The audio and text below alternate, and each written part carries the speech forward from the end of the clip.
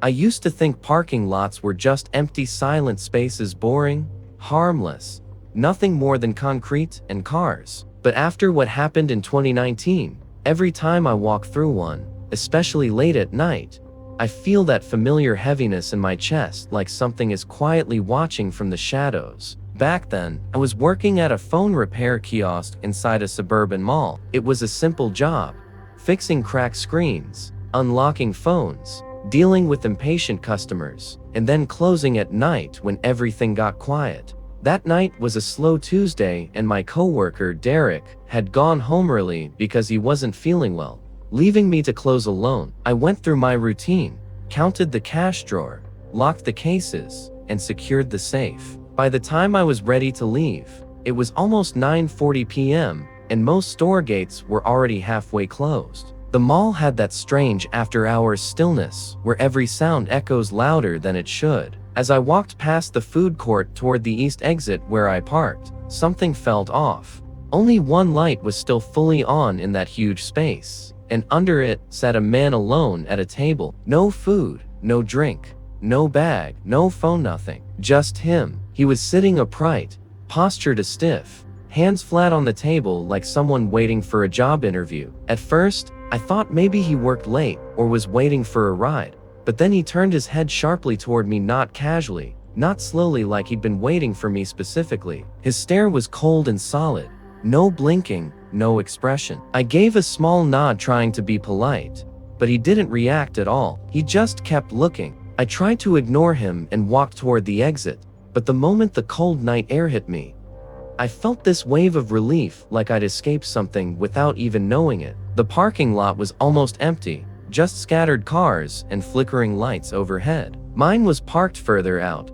which suddenly felt like a stupid decision. I walked quickly, listening to the uneven buzz of the overhead fixtures. Halfway to my car, heard the mall door open behind me. At first, I tried to convince myself it was nothing, maybe a janitor or a guard, but then I heard footsteps. Slow, steady, deliberate footsteps. They matched my pace when I sped up. When I could no longer ignore the pressure building in my chest, I turned around. It was him, the same man from the food court. His face looked different outside, harsher in the cold bluish light. Pale skin, hollow eyes, dark hair. He stopped the second I turned, like he didn't expect me to face him. "Can I help you?" I called out, trying to sound annoyed instead of terrified. He tilted his head slightly and gave the smallest, strangest smile. "You work late," he said in this low, gravelly voice that sounded unused, like speaking was effort.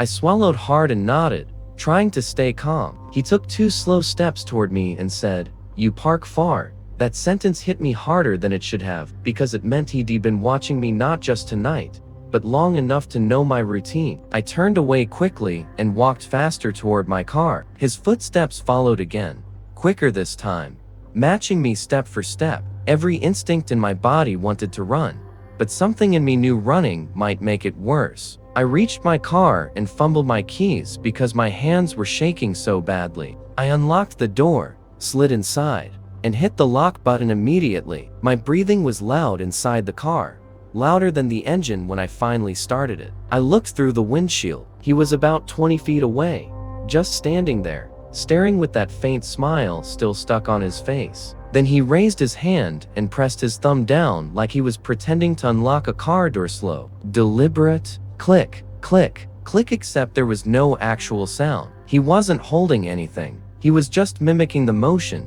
watching my reaction like some kind of twisted game. My chest tightened and I finally backed out of the parking space. As the headlights hit him, he stepped back, still staring, still smiling like he was memorizing me. When I drove toward the exit, he didn't move, just lifted his hand slightly, not waving, just raising it like someone silently promising they'd see you again. I drove home, checking my mirrors constantly even though nothing was behind me. That night, I barely slept. I kept replaying the encounter in my head, wondering what would have happened if I had walked slower, or spoken longer, or turned my back sooner. The next day when I drove to work, I told myself I was overthinking, that maybe he was harmless or just mentally unstable. But when I pulled into the same lot, there he was, standing beneath the flickering light, facing the entrance, waiting. Not moving, not talking, just staring right at me like the night before wasn't coincidence, like it was practice. I reported him to mall security,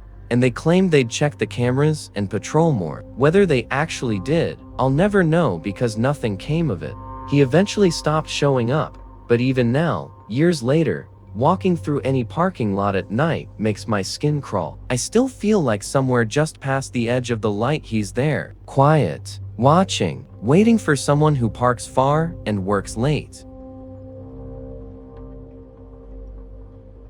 My name is Ashley Morgan, and what happened to me in the fall of 2021 still plays on repeat in the back of my mind every time I walk through a mall parking lot at night. I used to think I was careful, responsible, and aware of my surroundings. But after that night, I realized awareness means nothing when someone is already waiting for you. That evening had started out normal, boring even. I had spent 2 hours wandering the mall, window shopping, buying skincare products I didn't need, and drinking a caramel latte while scrolling through my phone. Nothing unusual. The mall was busier than usual because of a sale, and there were families, teenagers, and the usual chaotic mix of people. When I finally checked the time and realized it was nearly 9:30 p.m., I decided to head out before the mall closed. I remember thinking how loud the mall had been only seconds before stepping into the hallway leading to the exit. It was like entering another world. Quiet, empty, echoing. Just my footsteps and the distant hum of a cleaning machine somewhere behind me. As I walked toward the glass doors leading to the parking lot, I glanced ahead and noticed a man leaning against the wall near the exit. He wasn't looking at his phone or waiting for anyone. He was just staring ahead blankly as if lost in thought. I almost didn't notice him, but something about his stillness felt off. When I pushed open the door and stepped outside, the cold air hit me and made me wrap my jacket tighter around myself. That crisp bite of late autumn air should have made me feel awake and alert, but instead, it felt like something was warning me. I started walking toward my car, parked several rows out because the mall was packed when I arrived earlier. As I walked, I could hear the faint squeaking of a shopping cart being pushed somewhere far behind me,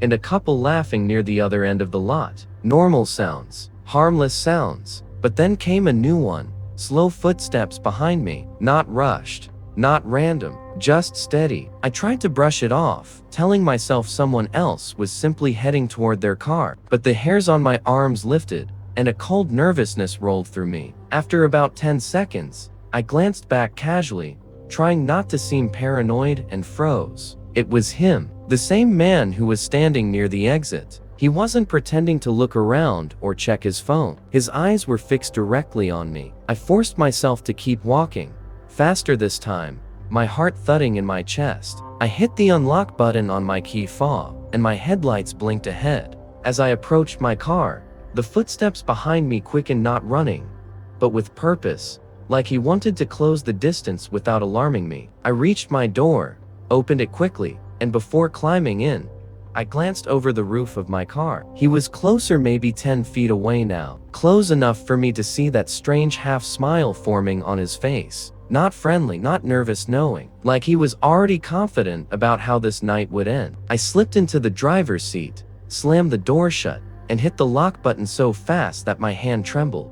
He stopped walking and stood beside my car, staring directly through the window. For a moment, neither of us moved. There was no noise, just the cold night air and the sound of my shaky breathing. He leaned closer, not touching the glass, but close enough for me to see his pale eyes. Then, in a low, muffled voice through the window, he said, "Smart girl."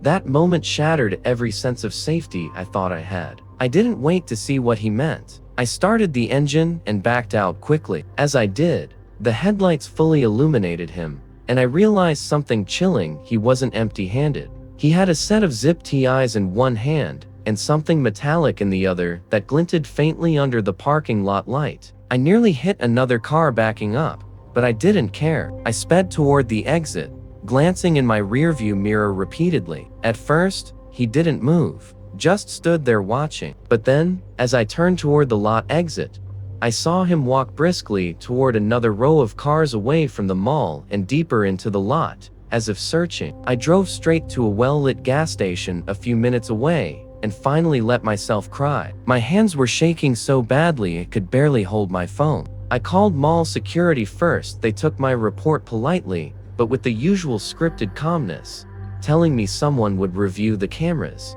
Then I called the police, who arrived at the station about 15 minutes later. They asked questions: height, clothing, facial hair, behavior. But the thing they focused on most was one detail: the zip ties. The officer sighed and told me, "This isn't the first report like this. Not even this week." Apparently multiple women had seen a man matching that same description wandering the parking lot, following them, waiting near exits, never speaking, never running, never rushing, just watching, always close enough to be noticed, but never close enough to be caught. The officer gently warned me to avoid parking lots alone at night for a while, and to always stay near groups or security. I remember asking, "But will you catch him?" The officer paused, looked down, and said quietly, "We're trying."